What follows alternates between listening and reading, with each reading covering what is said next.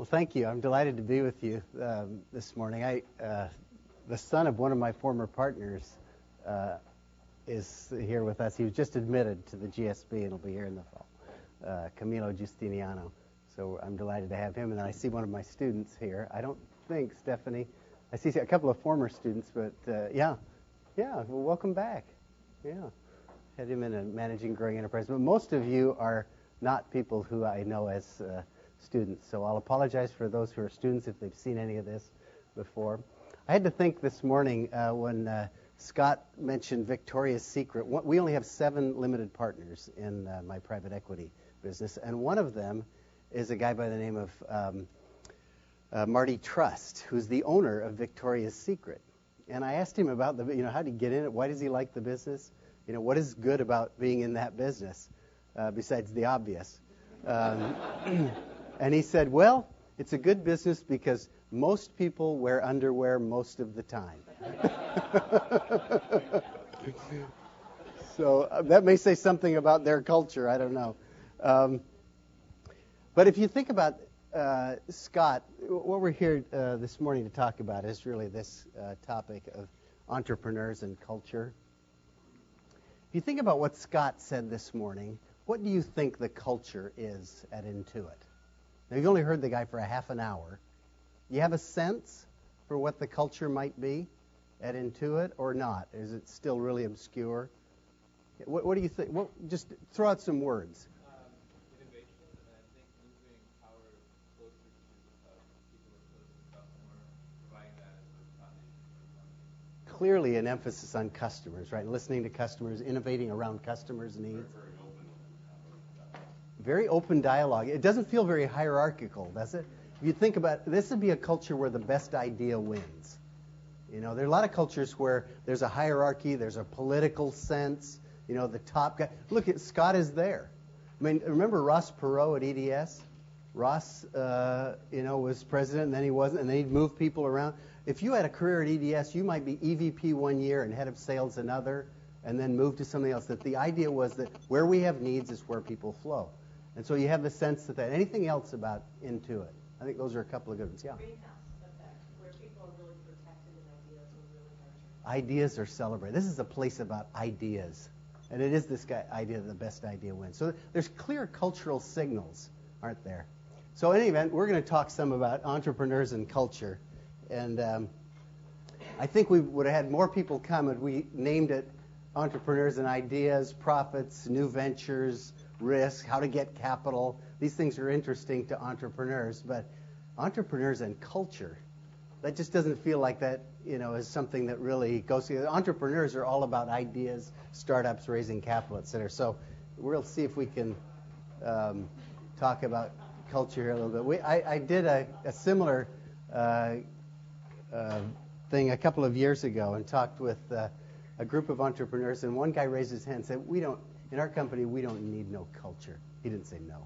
So we don't need a culture in our company. Our company's all about, we don't care about culture. And another guy raised his hand and said, you've got one. You have got a culture. You really create one by that kind of attitude. So let's start out with a definition of what we mean by an entrepreneurial leader and what we mean by culture. This will only take a second. Entrepreneurs are people that execute for results. They have this owner-manager mindset where they're responsible. They marshal resources that they don't control, and they do the heavy lifting. When stuff goes wrong, when there's a real issue, a real problem, the entrepreneur is the person that does the heavy lifting. The culture, then, that surrounds them is all about values, norms, the connection between words and action, the HP way. It's sort of how do we do things around here. So it's the intersection of these two that we want to talk about. Now, I want you to take a couple of minutes, and I hope we're paired in 2s or 3s, whatever's comfortable, and tell the person that you can connect with what the culture is in your organization. If you're students here at the business school, describe the business school culture. And this should be only 2 or 3 or 5, as quickly as we did with Scott. We captured sort of what Intuit's culture was. What is the culture of your organization? Describe it to the person next to you. It'll take about 2 minutes to do this. Pair up.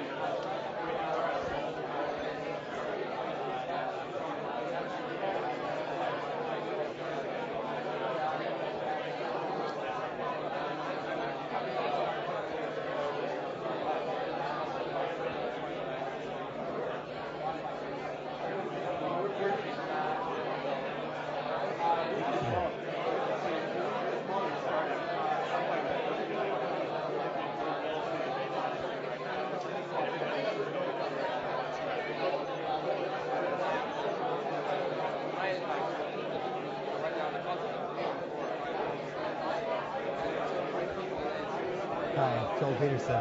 We're just having everybody pair up and talk for about 2 minutes about what is their culture. So if the two of you are together, you might just talk about describing what the culture is of your organization in a couple of sentences. Okay. You can grab him and tell him that.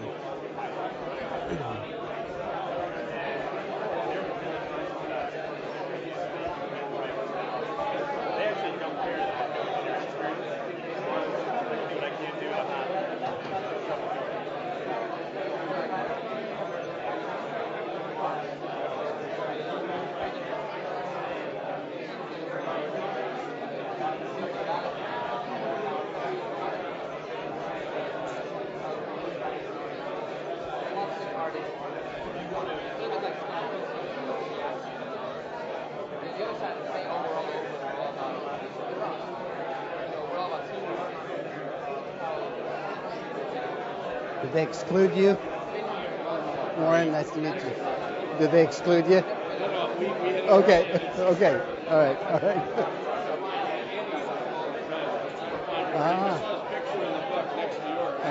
Okay.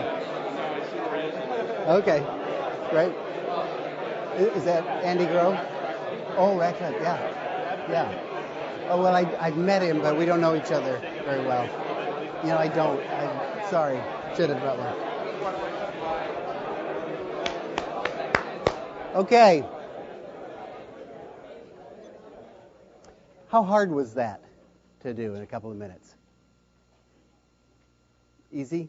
Not too bad. How about you? No, that was easy. Pretty easy. Don't we have this sense? You comment? Oh, yeah, no, I was just thinking vocabulary is necessary.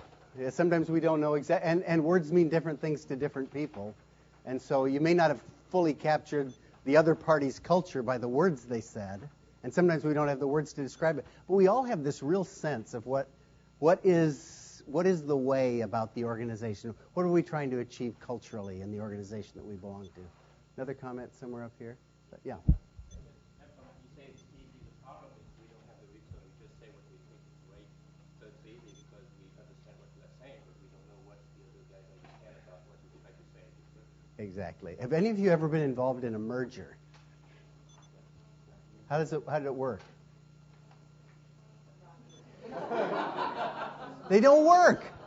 They don't work. I mean, 80% of mergers fail. And yet when you get the CEOs together talking about their culture, they say, oh, well, we value that too. Our culture is all about ideas. So is ours.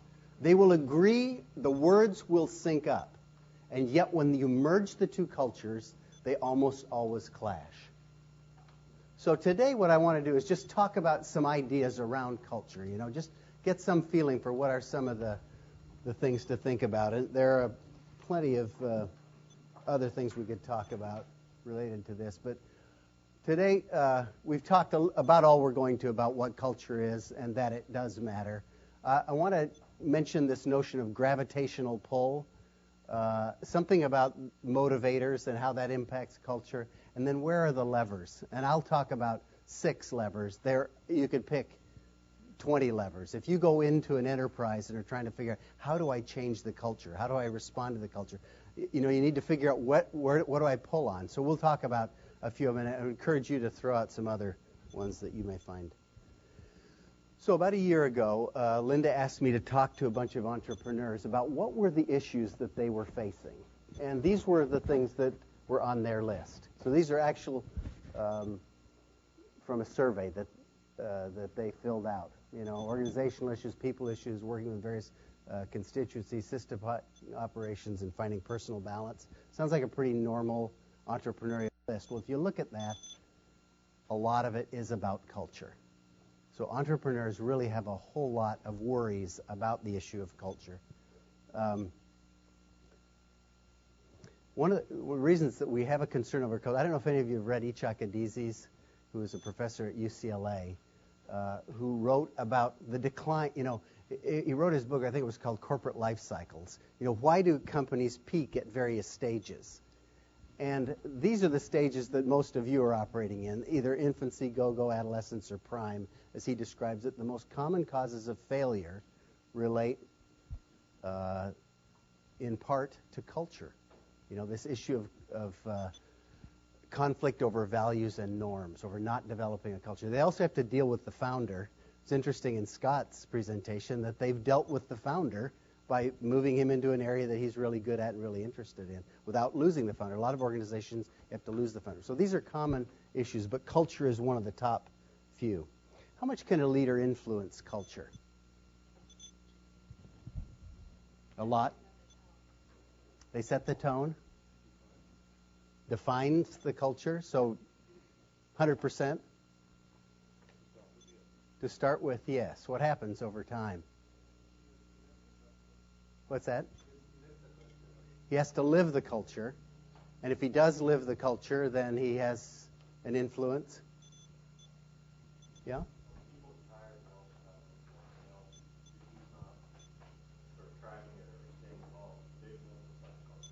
They will determine the culture. So he may, at the very beginning, and I think actually the way it sort of looks is something like this, that in the beginning, when you're small, the leader has a huge, most enterprises may only be made up of the entrepreneur at the very beginning with an idea. He is the culture. You start adding people, and they're often very like-minded people, so they're very much together. It starts to decline over time as you add people. And then I think there's a point at which it either just continues to, the leader's influence on the culture continues to decline, or it actually can increase, because they're more like-minded, and he makes certain decisions and takes certain actions that reinforce his influence over the culture. So we're going to talk about this point and where the levers are at that point in a little bit. This issue of gravitational pull is this idea of, if you think about masses, planets, the leader has more mass at the beginning, and he really pulls people into the culture. At some point in time, they're influencing each other. If the culture gets away from him, the culture will actually pull the leader into its orbit. I'm not going to spend any time on these. Next one. This question here, does culture just happen? How many of you think culture just happens in an organization? It can. Say more about that. Well, if nobody takes any kind of initiative to guide it, it's going to be there no matter what, even if it's, the culture of sort of no haphazard environment or whatever. You can have a culture of chaos, a culture of case of first impression, a culture of the most powerful winning. Cultures emerge. Those of you on the other side of it, make your case. The culture doesn't just happen. It depends upon the founder. The founder, someone like Hewlett and Packard, we started 20 years ago, not today, but they defined how they wanted the business to run, and they lived it every day, and it was imparted upon us, management training and everything else. This is how you manage your business and manage your people.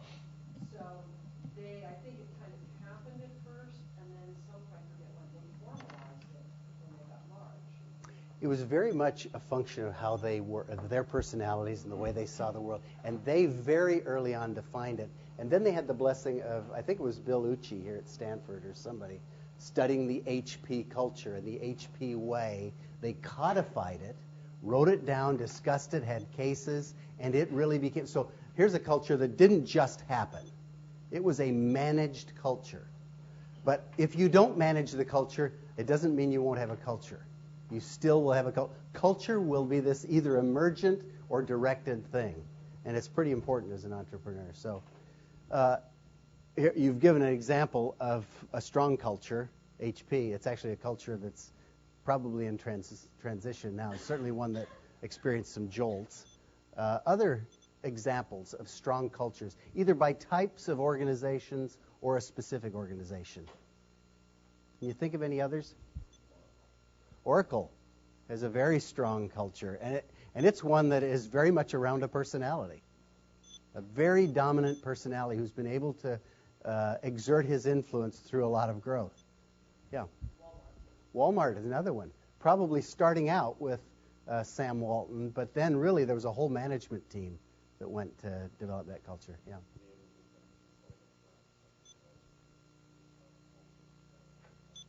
Yeah, and they're quite similar. They're quite similar. Other. Apple Computer. Yeah, think different. And again, it's around a personality. Steve Jobs. Can you think of some that aren't around a personality? Genentech. Okay. GSB. Clearly not around a personality. Staples. Probably no longer. Originally, Tom Stemberg had a pretty significant influence, but think of the military. The military has a very strong culture. I can almost spot, we have half a dozen or a dozen military every year at the GSB, and I can almost spot them. Not just by how they look, but how they're bearing, how they talk, how they relate to each other, how they relate to other students, etc. It's a very strong military culture. So now I want to get into kind of the meat of what we're going to talk about today. Any pilots in here? Okay, so you kind of understand that's not daunting to you. You didn't raise your hand, Lee. You're not a pilot. What does that look like to you? Well, I actually flew a simulator down in Orlando. I'm on the board at JetBlue, and they took our entire board down there, none of whom is a pilot. And they put us in these simulators. And I was in the right-hand seat next to Michael Lazarus, who's the chairman of Weston Presidio. And he proceeded to crash the simulator. And I was giving him all kinds of grief and everything. Well, they put me in the left-hand seat.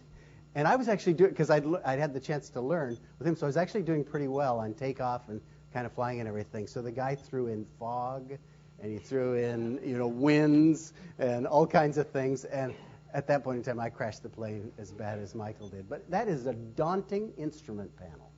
I don't care who you are, even for you pilots. That is a daunting instrument panel. Well, people go into cultures and feel like, oh my gosh, where are the dials? What do I do? How can I influence the culture, really? How can I fly this plane? Well, as with flying, Camilo, when you fly, there really are only a half a dozen dials you look at. And other things warn you about things. They're not unimportant, but there are half a dozen dials that you look at, and they make all the difference. And you've got to be watching them, and they make flying possible, where something like that would be tough to manage. So I want to talk about these 6 levers. There are others, but these are ones that I've observed over the companies that I've either run or served on boards of or invested in or worked with entrepreneurs on. And we'll make these make more sense. But this is just a quick note. So first, hire fire is one of the places that you really influence culture. Now, people use hire fire as shorthand.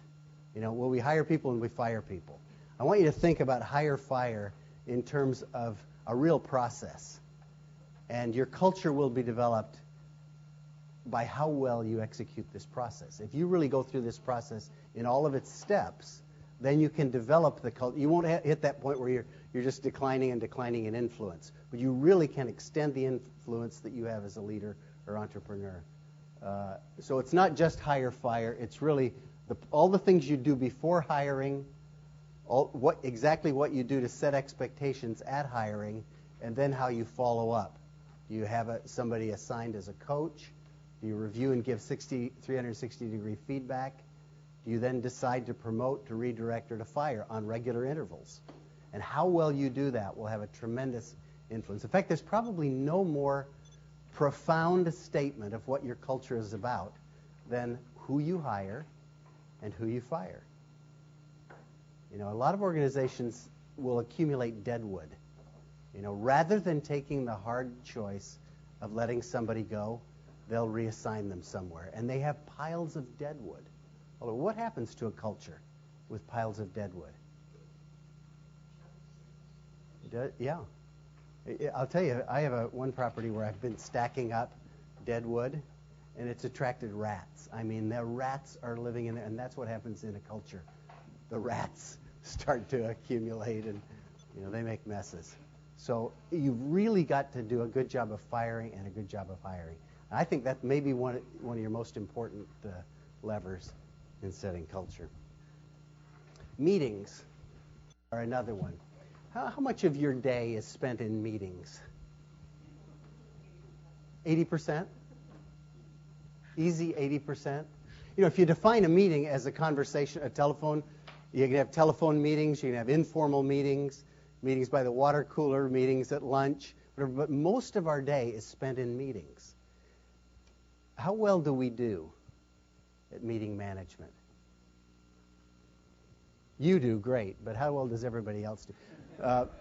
This is just a way to think about meetings. You know, most meetings are small and informal or large and more formal. There are a couple outside of that organizations have, which are the brainstorming ones and the employee reviews.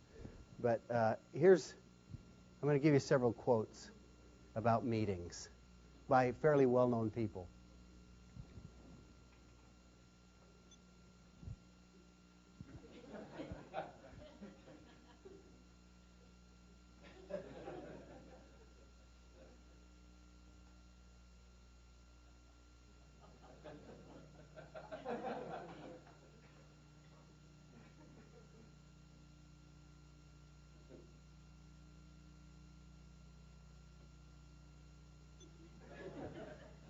You recognize the names? There's a lot of fairly famous people who have sat through a lot of meetings. How would you like to? What would the cultural norm be of an enterprise made up of these people around meetings? Do you think? What's that? Fewer meetings. Make them effective. Make them decision making.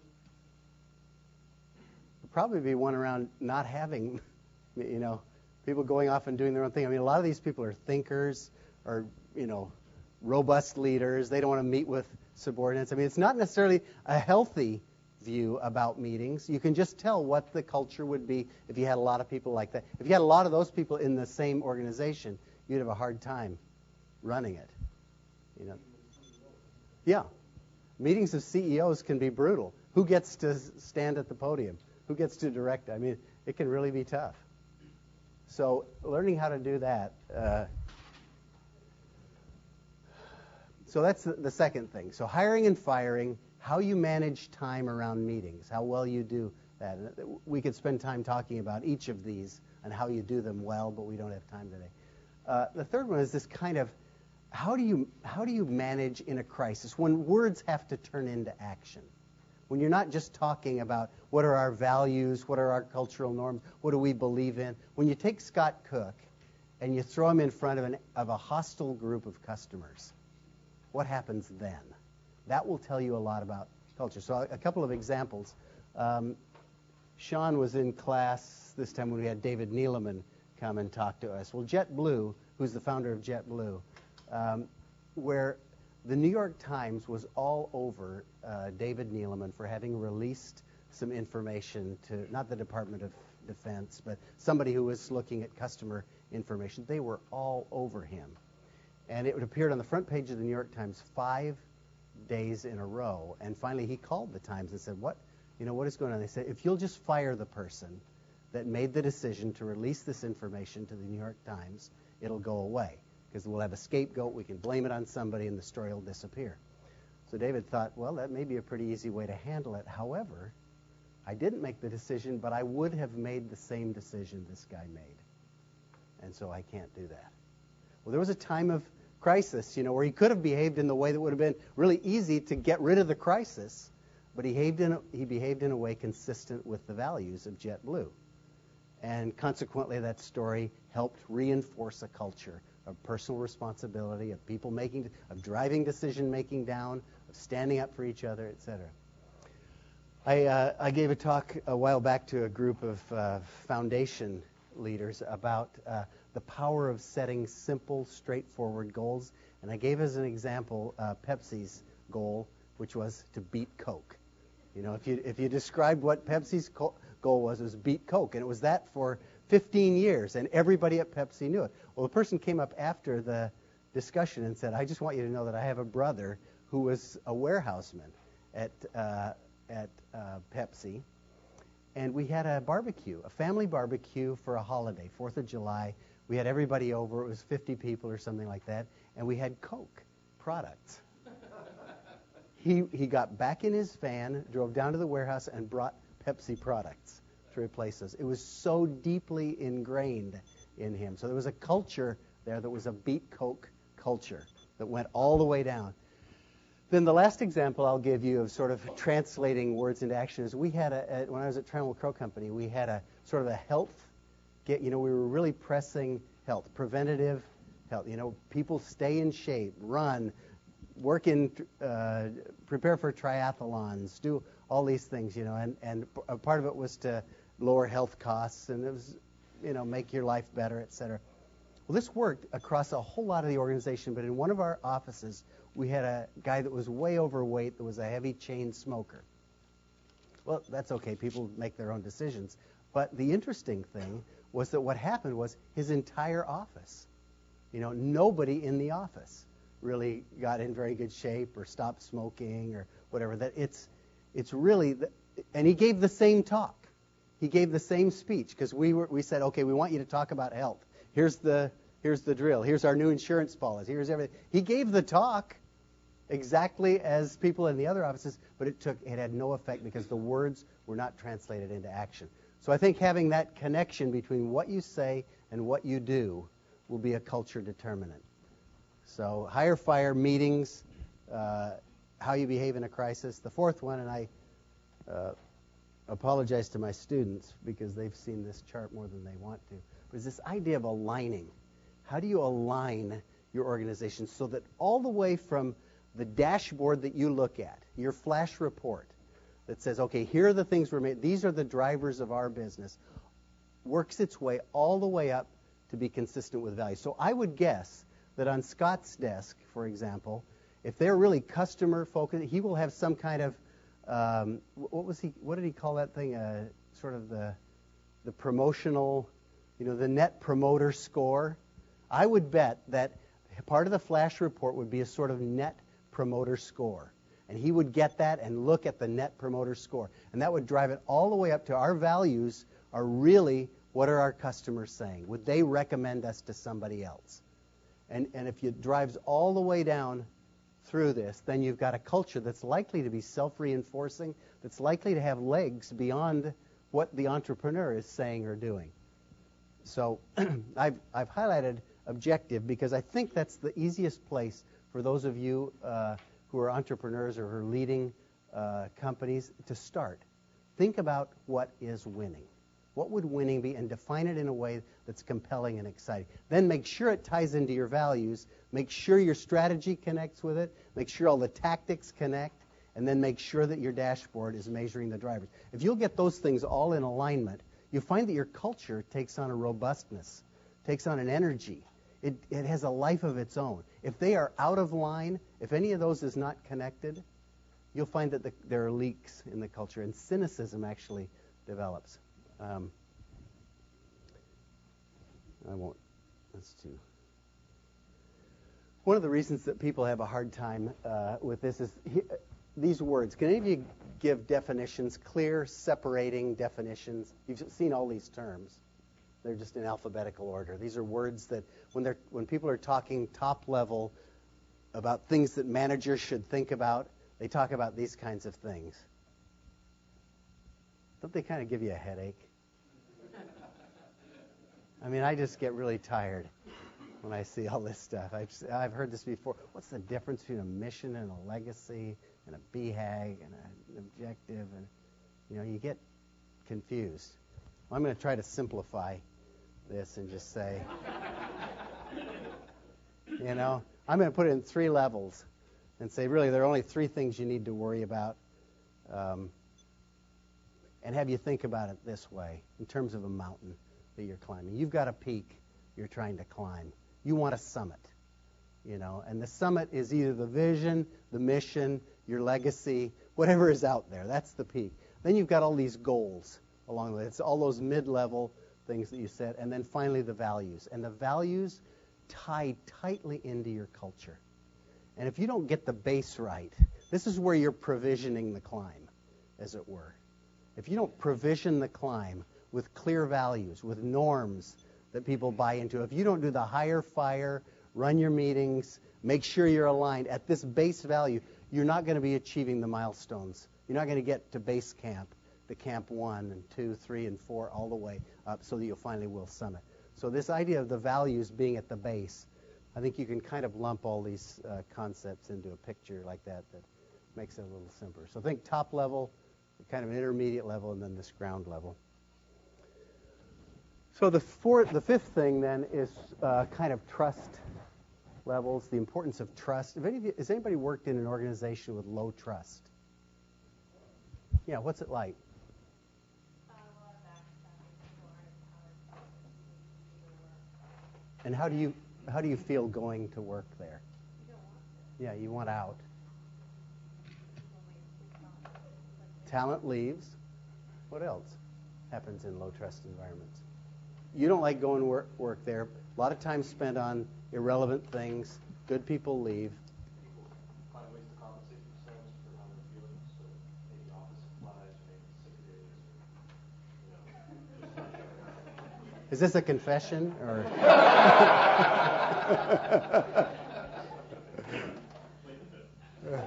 Ajit was a student too a few years back, so I give hard time to. I don't want the rest of you to feel nervous that I'm going to do this. So with my former students, so I give them a hard time. Yeah. I found if it's a lack of trust at other levels, that it's kind of self-reinforcing, that the people predict what will happen, and it turns out management may make the correct decision, but people take it as the wrong decision because it reinforces what they already think about it. Yeah, people have preconceived notions.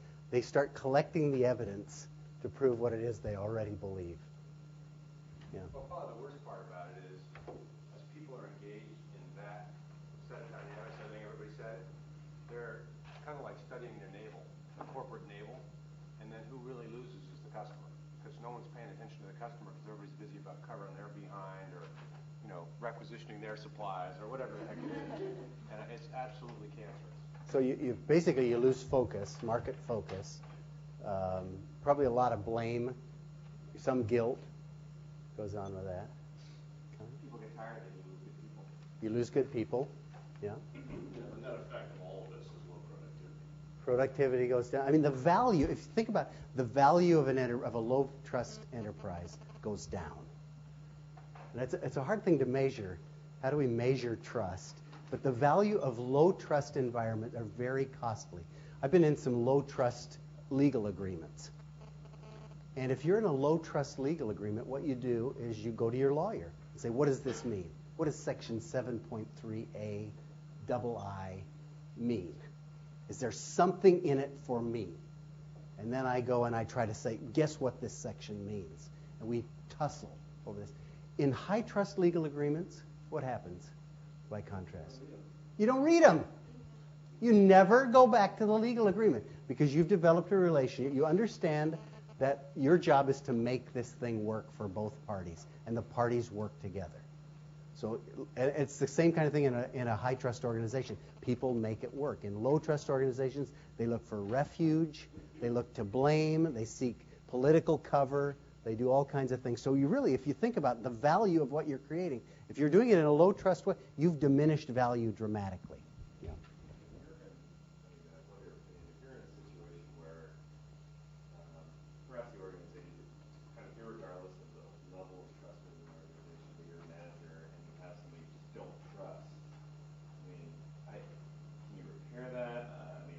What do you, is it better just to kind of move on? That's a hard thing to say because I would not say that you can't repair trust. I would just say that it is really, really tough. It's one of the toughest things. If you've been betrayed, or if trust has been violated, my view is get on with life in a different format. Repairing that trust. Well, I think in theory it's a good thing. It's a noble thing. Try in most cases, and I think you can find out if it's a misunderstanding. A lot of breaches of trust are misunderstandings. So I think that's the very first thing you do is you go to the person and say, okay, here's what I'm seeing here. Let's talk about this. And it may be that it's strictly that you've misinterpreted something. If there is, I'm talking about a real breach of trust, a real betrayal, a real violation. I would say as a practical matter, the best thing to do is move on. One or the other of you move on. I've tried in a number of cases. I have some personal scars. Remember LBJ? I remember, I'm probably the only one in the room old enough to remember a picture in Life magazine during, you could remember it. you and I, unfortunately. Yeah. Yeah. But there's this picture of LBJ during the Vietnam War where he'd had some kind of an operation, and he lifted up his shirt, and there's this big old body scar there, and this big fat tummy.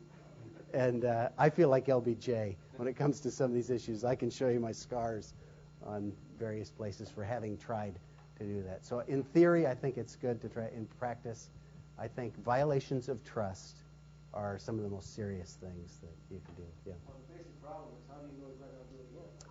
Exactly. How do you restore trust? How do you rebuild trust? That's a very it's a very long, slow, tedious, difficult process, which says to you something about yourself. Is your personal promise is your brand. You're carrying it around every day. What you say and what you do, if they don't connect, you have an implicit breach of trust. Because people will interpret that. And that's your brand. You're spending your brand. So it's a really valuable personal commodity that you have. So think about that. Because once a person says, I will not trust you anymore, it's very different. And you are a cancer to most cultures then. So it's something to regard as precious. Yeah. Do you think that it's something that's really set in a culture, primarily by senior management, I think it happens at both levels, but I think senior management has a whole lot to do with it. You know, if they say one thing and do another, what happens is cynicism develops. It may not be this kind of personal breach of trust where people have to leave for reasons of honor and, being able to live with themselves. But if you say one thing and do another as a senior manager, everybody in the organization develops a cynicism. I saw a talk the other day, and I'll obscure this enough that you won't recognize what it was, but a talk the other day that was this impassioned plea to a group of really important employees about a certain issue. And people didn't know that I was hanging around or who I was, and so I overheard the conversations afterwards. And the conversations afterwards were completely contrary to what this fellow had just said. And I thought, watch the trust level go down in this organization, because that's what happens. Connor. I can say too, from first I've started several companies, and I would say this is the most important thing by far in terms of you guys being entrepreneurs. If you don't trust people, your partner, whoever it is, it's not going to work. Yeah. And I've learned that from first one. And you wouldn't think that. I mean, when you go to business school to learn how to model and to learn, CapEx and budgeting and, all these skills, and it comes down to trust. Didn't you learn that at your mother's knee? But a whole lot of the things that are really most important for an entrepreneur in developing a great company are things we learned at our mother's knees.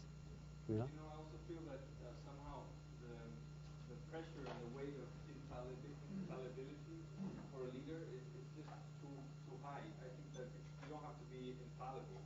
You just have to be really open and honest, because you can promise something that you perhaps on the way you realize you can't deliver.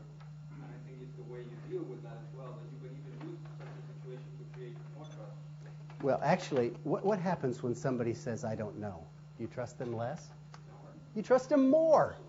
Almost always when somebody says, I just don't know the answer, particularly a leader who's supposed to know everything, says, I don't know that, I'll have to find that out.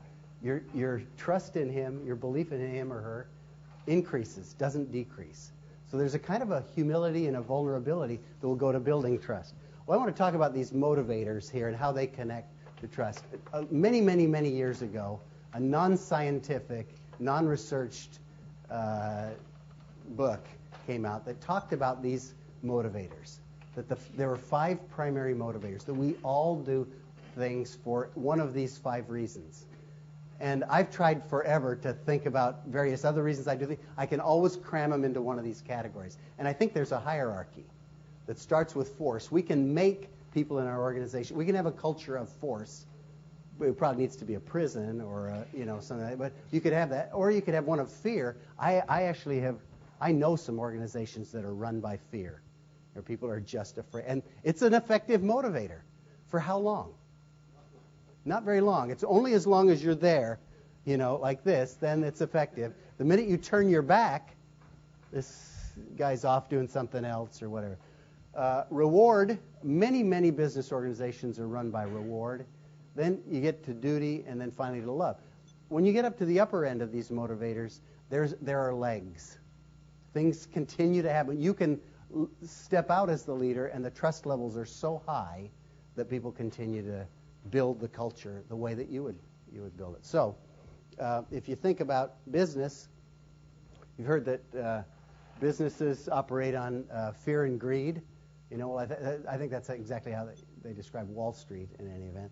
If you think about families, you know, we think, well, that's a lot more related to duty and love. And you think about the longevity of the relationships in the family.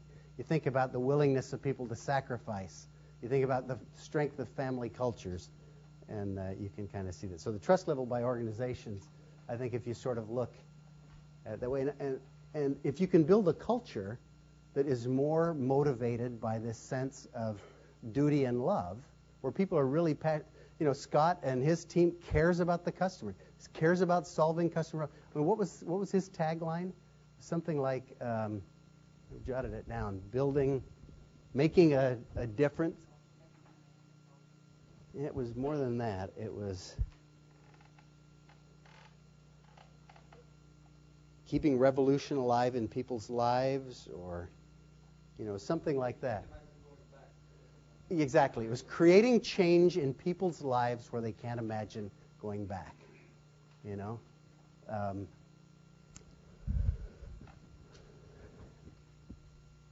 Finally, values and budgets. You know, it's another way that you really can determine a culture. I've made this statement around here for several years that one of the most important, if not the most important, value statement in a company is its budget. Now, what do we think when you think of a value statement? What do you think of? We believe in integrity. You know, we're all about honesty. We're about and name the virtue. It's a kind of a name the virtue kind of a thing. When you think of a budget, what do you think about? Yeah, follow the money. You know, cutting budget, holding to budget. Your budget. So how do I connect values with budget?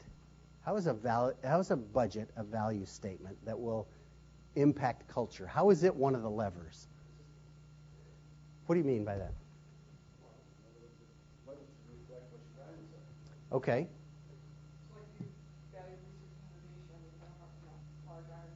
You have an R&D budget. If you value the sales effort, you may have a budget on bonuses to salespeople. If you value new business, there may be recognition in the budget for creating new. You may have a new biz dev, a big biz dev effort. So whatever it is, Stephanie, do you have a comment, or you just okay? Exactly. The budget is where you make the bright line decisions. If you really think about it, the rest of it are just words. The rest of it is just words. It is in that budget. And if you can get your budget to feel that way to the organization, people will like it better.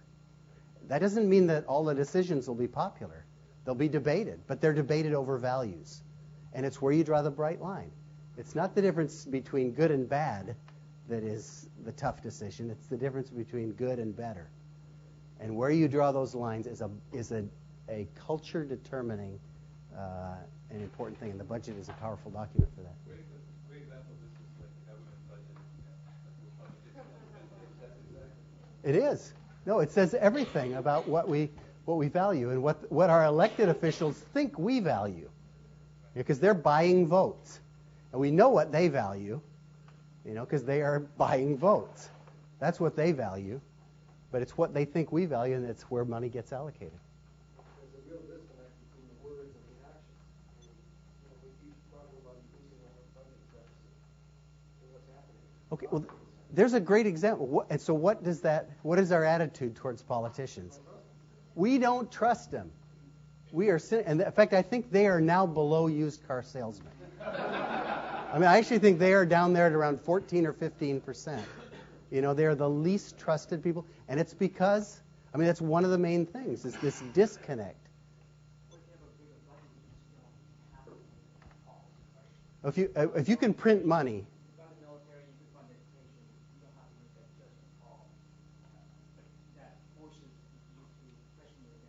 Yeah. So if you have to make one or the other, what do you do?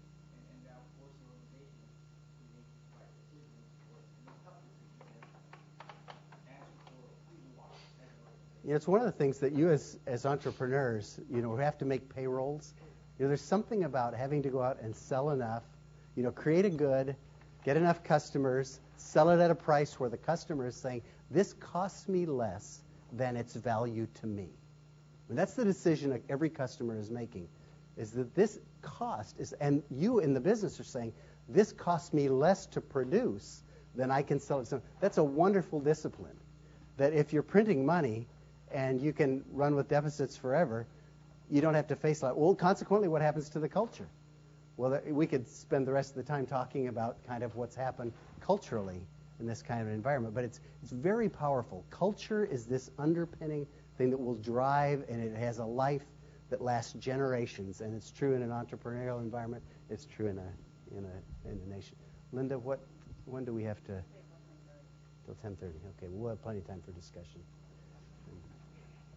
Okay, so those are 6 levels. So you can see a lot of this about culture has to do with your core values. So what are your core values? I did this in a thing several years ago, and I broke the people into little discussion groups, and one guy raised his hand after this, and he said, okay, I've got my core values. And he went down through them, and he said, number 1 is, number 2 is, number 6 is, number 8 is, I can't remember number 8. What's the problem with that? Yeah, he forgot the notion core. Core means core. You got to be able to remember them, or they're probably not core. So what are your core values? Family? Okay. Could I figure that out by following you around? Okay. Honesty, could I figure that out by following you around? Quality? And I would figure that out by following you around? My thesis is that you're wearing your values on your sleeve all day long. That it is very clear. If you spent 24 hours or 48 hours with somebody, you can tell a lot about their values, because it's a function of where they spend their time, where they spend their money, and what they talk about, what's on their minds. And that those really are your values. No matter what else you say may be your values, where you spend your time, money, and mind share are your real values. The same, it's true individually, and it's true within an enterprise. And this is a big part of culture. Where does the company spend its time, money, and mind share? What does it talk about? And you'll have a sense. If there's a, how you doing? If you see a big disconnect there, you're going to have a cynicism in the culture. I'm going to give you a quick example of this, and then just open it up to discussion and questions. Several years ago, I gave a talk to a group of YPO executives, and I have 7 children, by the way. And I know. What was I thinking? I wasn't. In any event, they've actually all turned out really well, which is an even bigger surprise. But and I made the statement in a prior thing that the greatest thing that you can give your children is high self-esteem. It's a really important thing. And so they asked me to give a talk on how do you help your children increase their self-esteem? How do you help a child grow up with high self-esteem? And so I thought, I'm going to put to the test this notion of what you do, what you spend your time, money, and mind share on, and what you say. If those things are totally connected, the child will have high self-esteem because they'll see the parent behaving in a way that is consistent with what they talk about. So I did an experiment with my children. I asked them, what do you see or what do you hear your dad say? In other words, what is my constant advice? What is the drumbeat that comes out of me all the time? So this is what they said, You've said some of these things to your own kids, right? That's kind of from the standard manual of high-performance parenting, So this is what Dad said. Now, what my thesis was my next question was, Tell me what you've seen me do now. How do I live? How do I behave? And I want you to draw the conclusions about what is good, right, important from what you observe. I thought there would be a really close correlation here because I was building these children with high self-esteem. So here was their response. This.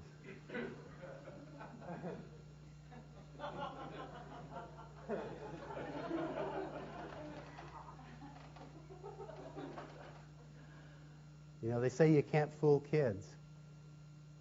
You know, and that described, to me, I took that seriously. So it's a real problem. You know, you eat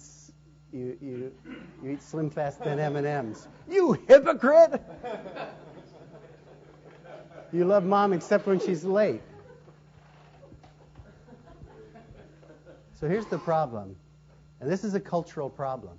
If the leader says something and the leader does something else, it shows a lack of integrity. There's organizational cynicism that builds up. Then there's this loss of trust.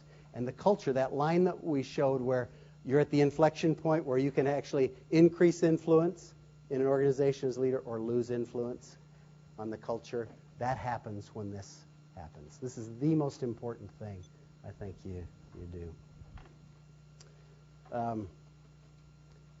I had a company, this will I think be the last slide, and I would encourage each of you to do a simple survey like this, which is basically have people assess the trust level in your organization. 1 being no trust at all, and 10 being, you know, I'd trust this person with my life. You know, I wouldn't look the other way. You know, just kind of pick a place along the continuum where you'd say, this is the trust level in our culture. And then write down what our 3 top goals are, and write down what our core values are. And the 3 critical core values.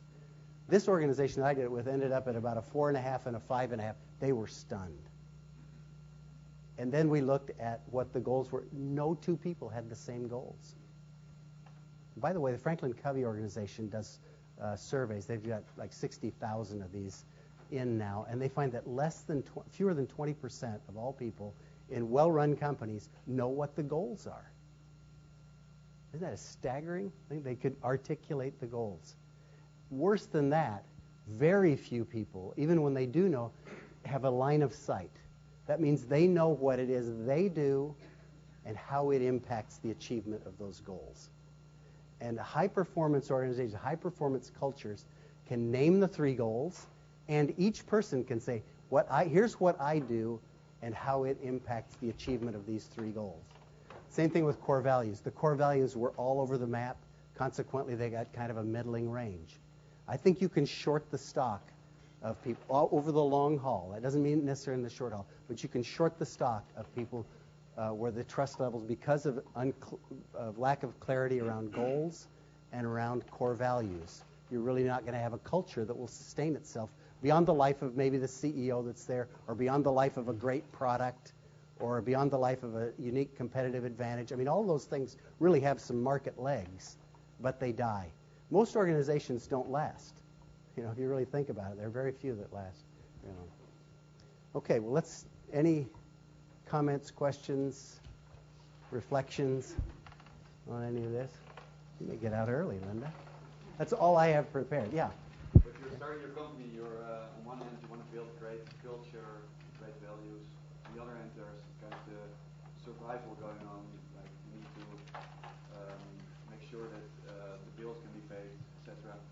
Have you seen organizations that spend, when they spend too much time on the values and they kind of forget about like day-to-day needs to survive, or what trade-offs should you make there? Well, it's interesting when you say the day-to-day needs to survive. That is a value. You know, that's a value, and so I think articulating clearly what it is we're about is time well spent. I think for people to jump up into the clouds and start talking about legacy when they can't meet their bills, you know, I think it's misplaced. But don't kid yourself that you've got a set of values. I remember a consultant coming in to work with me one time when I was running a company. He said, you know, this organization doesn't care about profits. I said, well, our values are this, that, and the other. He said, profits are a value. Profits are a value, and you don't care about profit. And in point of fact, we didn't. We were all about building new space. We were all about how many billions of dollars in new construction starts did we have. We were all about, building personal net worths. But we were not about current period profits. That was not a value for us. And it was kind of shocking because I went in and did the accounting and checked it out, and we were losing about $25 million a year in our current period. And we would finance it, and we'd expand. We covered it up, but one of our values was not making profits. So I think just being real, talking really about what is it you really care about. And our real value is survival. What do we need to do to survive? We want to survive. Because that's what's going to occupy your time, your money, and your mind share. So be real. When you talk about values, be real. Don't just claim high-sounding virtues, or you'll develop cynicism. So I'd say wherever you are, those are your values. Articulate them, be clear about them. They may be values on their way to something else, but I'd say be really clear about what they are. Yeah. Nowadays, a lot of the startup companies are super virtual. You have development in one place, but in the corner of the place, your business here, and people working remotely. A lot of the communications over email, instant messenger. I mean, I work with people that I've never seen in my life. How can you effectively build that common culture across such a distributed workforce? It's a different kind of culture that you build. It's around a task. It's around a deliverable. And you can have an expectation that these are our values, this is what we deliver to the customer. This isn't an exact analog, but at JetBlue, we've got reservation assistants who are all in one city, and 2,000 miles away is our operation. And so we don't see those people very much. But their whole culture is about being pleasant, solving customers' problems, and something else. I mean, there's like 3 things that they're measured on, and all they talk about are those things. What they're measured on, what their bonuses are all around. So there's a culture around a deliverable. I'm not sure there is that there really is an enterprise culture, or even the possibility to do as much of that. Well, I would offer as an addition to what you said is you can do an enormous amount on the front end in your hiring process. So if you build culture and values into your hiring process, people who don't like your culture and they're clear that that's the culture, they won't get hired 9 times out of 10. And so you can actually, whether you've got people in India or in Silicon Valley or wherever it is, be really successful on a front end screen. And they'll self-select a lot. Absolutely. Yeah. We do buy for culture. It matters to people, and we have this gut sense. But have any of you read this book, Blink? The idea of thin slicing. Where there was a study done. I think it's mentioned in the book. I don't recall. Done. I think it was at Harvard, where they had a professor teach for 20 minutes, and then they had students rank him, and then they had him teach for 20 seconds, and they had students rank him, and then they had him teach for 10 seconds with no sound, and had students rank them, and there was no difference. Which just says content doesn't matter, I guess. But I think what it really says is we assess very quickly and fairly accurately what it is we like and relate to. And there are all kinds of nonverbal cues and everything. Well, culture is a little bit the same way. There's a lot about culture that is in the air. It's ambient. We pick it up. People are sensitized to it. And so people with options will opt for cultures that share their values. So it is kind of a mutual buy-in. So that may be a partial answer. Yeah. My biggest challenge with this in a small organization is you think about culture like this customer first. Everybody at the intellectual level understands customers first because nobody's in the business, right? And that's one of these easy things to set forward. But then what you often see is that although people relate to it at an intellectual level, when a customer calls, it takes them 2 days to figure out a customer problem and solve it. So where it shouldn't take more than 5 minutes. And so although they understand that culture is that the customers come first and they accept it and they want to do the right thing, then in the actions that they do day to day, it doesn't permeate. It doesn't sink in. I'm not sure how to. I'll give you one example. It may generate other examples. I think rather than just say, you've got to care more about customers. You've got to reply in 24 hours. You've got to do this, that, and the other. Another way, that's one way to try to, and it's basically the sledgehammer approach. because they just keep beating them up until finally in a bloody pulp they do as close as they can to do. Another way, and I'll give an example on this, is we had a partner in Austin, Texas, that built a building that we couldn't lease. That's a problem. When you're, as you know, real estate is a highly leveraged business. And if you got a lot of debt and debt payments, you can't lease the building. Well, he figured out that the very best customer for this building was EDS, and that EDS should probably buy the building. He talked to the EDS manager in Austin. He said, "No, we don't have any interest." So he called up to Ross Perot's office. He figured out who Ross Perot's assistant was, figured out a way in to talk with her enough to know what his schedule was, found that he was on a trip to New York traveling in seat 2D. And so he booked 2C, and he had Ross Perot for 2.5 hours sitting next to him. In that 2.5 hours, he made a sale of the building to Ross Perot. Well, that's not as amazing as the value of the story. This story has been told over and over, probably with embellishment, but it is now part of the culture. It is now part of the mythology. And that mythology then says our culture is one that sorts out problems. We figure out the creative solution. We do whatever it takes to score the touchdown. And so there's a whole lot of things. And that way, setting that bar up there, finding people who do achieve beyond what we expect, I think is a much more likely to succeed way of getting everybody to come along than just beating people up when they're not doing what it is you want to do. And typically, when there's a lot of celebration around those things, the right people will leave, because they'll just say, "I can't meet that standard." I think I can. I had a similar situation in a company where we were selling products. Basically, we represented brands from outside of Chile, my country. And I had a similar problem because these were products that were supposed to be very high quality, and I had a lot of customers complaining. And the people in the technical service department weren't responding properly. They were taking a long time, and I was realizing that a lot of customers were starting to call me about this. So basically, I think that's when I thought about this words to action.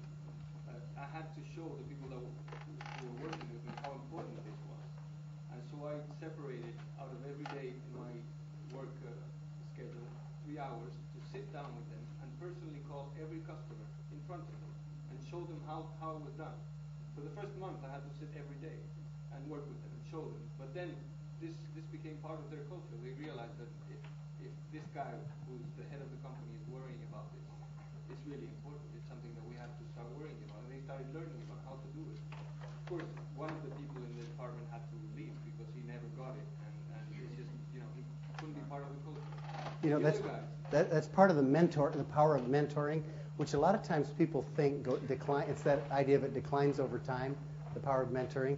I actually think there is an inflection point in that too, where the story of what the CEO does gets around in a way that is embellished, and it really helps. So you can actually do a few things as a CEO, and word will get around.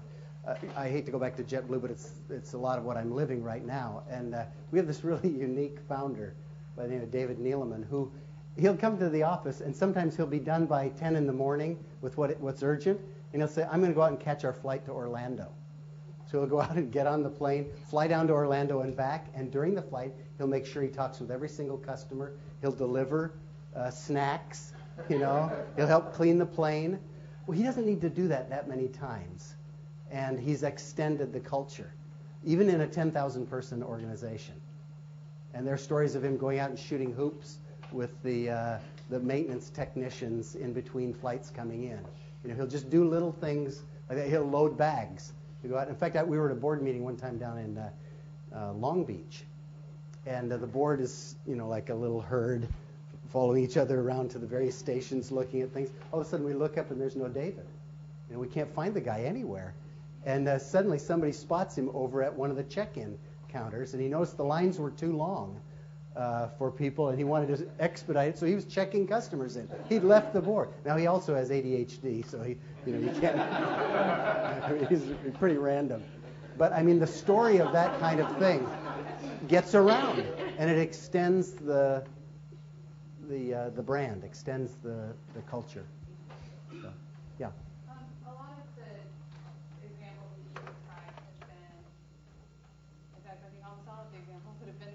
in sort of a top-down model of culture, maybe not imposition, but culture feeding.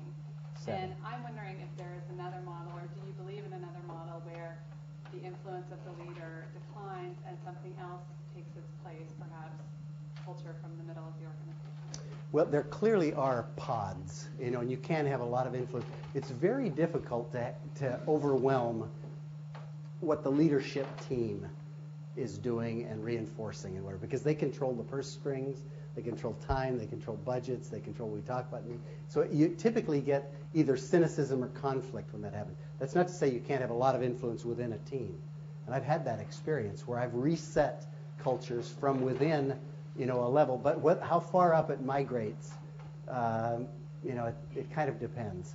So in the situation where you hit the inflection point and the influence of the leader continues to decline, is it fair to say you would characterize that as always sort of a bad outcome? No, it's the influence of the leader is bad. I mean, I won't name names, but we probably all think of some of the same names where it would actually be better if the influence of the leader declined. So let the culture take over.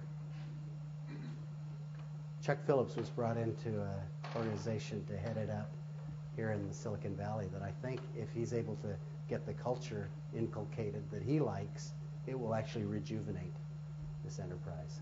Now, nobody knows who Chuck Phillips is, so I'm still okay. One guy does. Don't say it out loud. What do you think about Sony hiring a new CEO of their website? Of Sony? Yeah. Hiring a new CEO outside of Japan. They hired an American CEO. So what do you think about that? I think that's probably an expression of values, saying we are a multicultural business, we're a global business. And there are other companies that have hired CEOs from different cultures.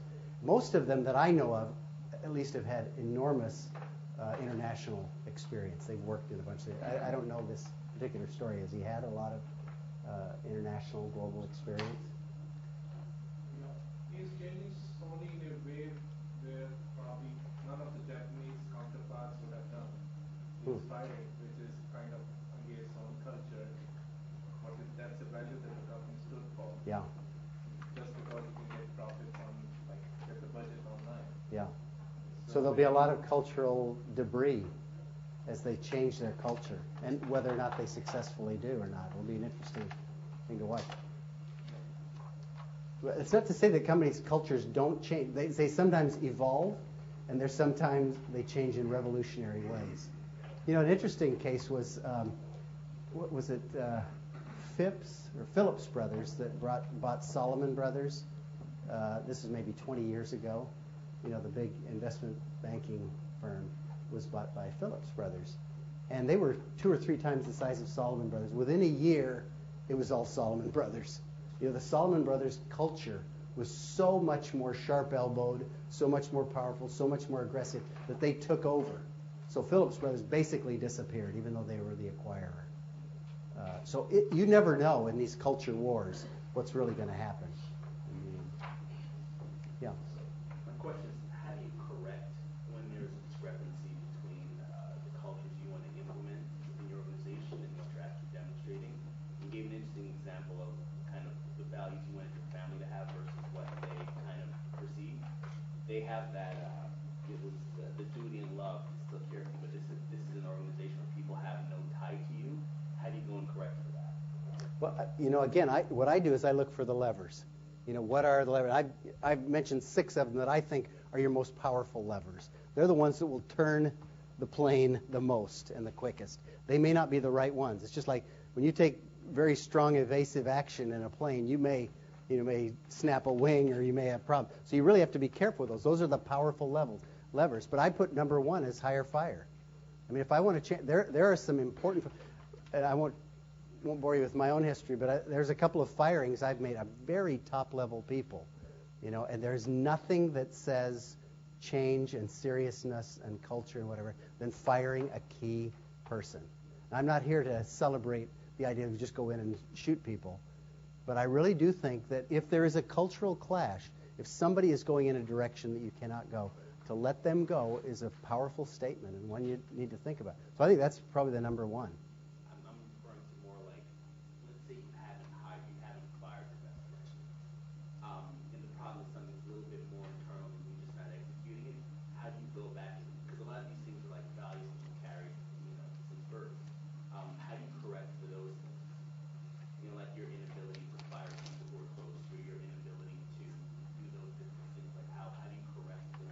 Let's talk after about the specific circumstance, because I'm not sure I can generalize it in a way that would be valuable for everybody. One last question, and then we'll go. There's one way back here that's been hiding.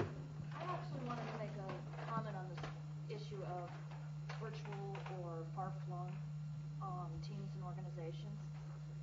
I used to run a global group, and I think if you really want to have team and culture be part of your core values, and you want to extend that, you need to plan on investing a little extra time and money in keeping the far-flung parts of your organization part of the loop. Being careful about when you schedule decision-making meetings so that people can dial in by conference call. Training people on how to run efficient phone meetings so that they're useful and not big wastes of time. And occasionally spending the money to bring people have to work together a lot, together in one place in a fairly celebratory sort of setting so that they can get to know each other and things like that.